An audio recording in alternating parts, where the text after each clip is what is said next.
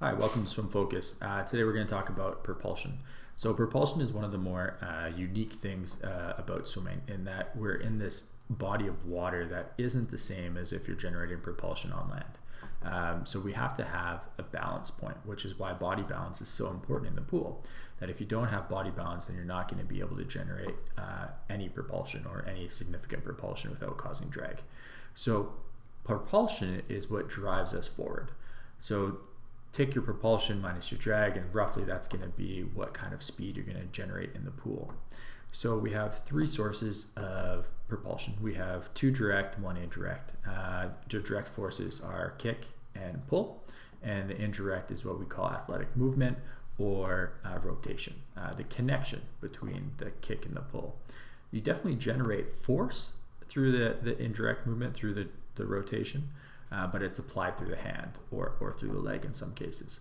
So when we're talking about the arm, we have it broken down into three components. We have the catch, the power phase, and the finish. So we're just going to take a look at this video here to define those. So we have an arm here underwater, and we're just going to step through this video.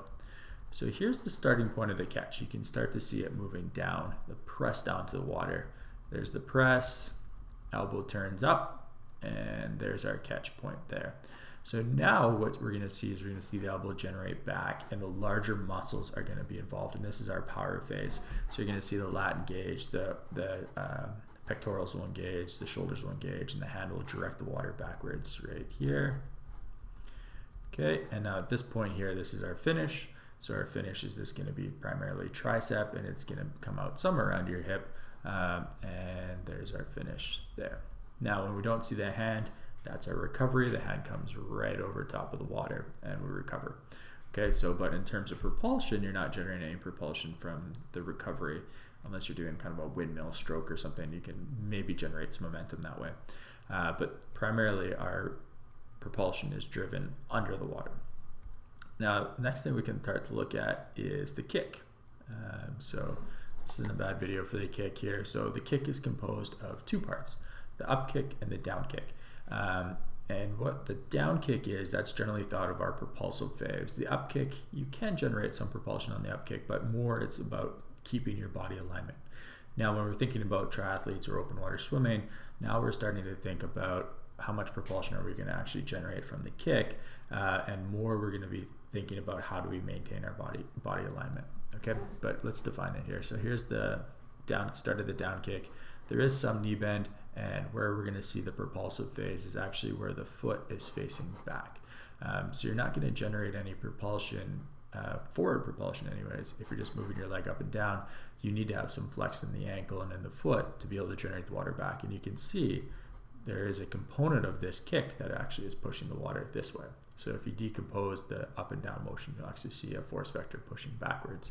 And that's where the issue lies when we have tight ankles, is that vector gets smaller and smaller and smaller, no matter how strong your legs are. If you're having a vector that's pointing down primarily, not back, you're not going to go anywhere. And there we go. Now we can start to see the up kick here, and that's going to lift up. Now, I would argue that the up kick in triathlon swimming is very, very important. It engages the glutes, it activates your posture, and it keeps you from sinking, your legs from sinking quite a bit.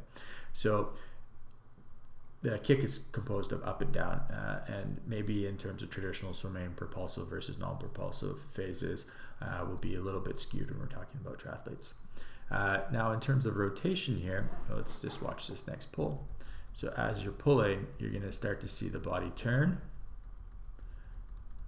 and you're going to use that to help you finish your stroke. And that rotation can actually be done with quite a bit of snap to it. So every time you're going through the pull, you're actually using a torque to generate some force on your hand.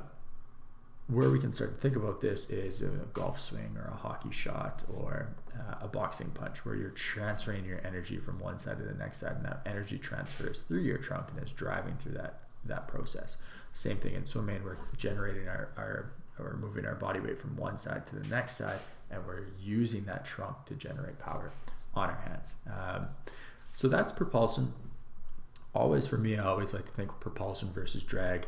So if I have my hand really straight, I'm pulling with my hand all the way through like this here, straight arm, pull all the way down. I might be generating more force, but how much drag am I generating? Am I tiring out different muscles? But when we're thinking about just purely speed, it's primarily drag versus propulsion, right? So you have to think about that. Another place where that's an interesting topic is how much knee bend, right? So when you have a tight ankle, if you actually bend your knee a little bit more, that's going to allow you to generate forward propulsion.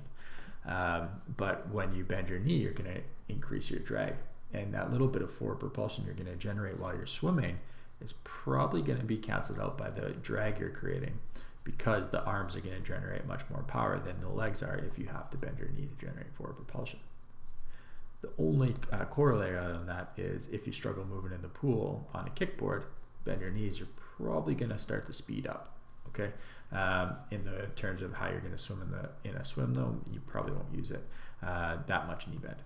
Anyways, that's propulsion. If you have any questions, let us know. We can be located at mike@swimfocus.com or kurt@swimfocus.com, and we'd love to hear your questions. Thanks so much. Bye.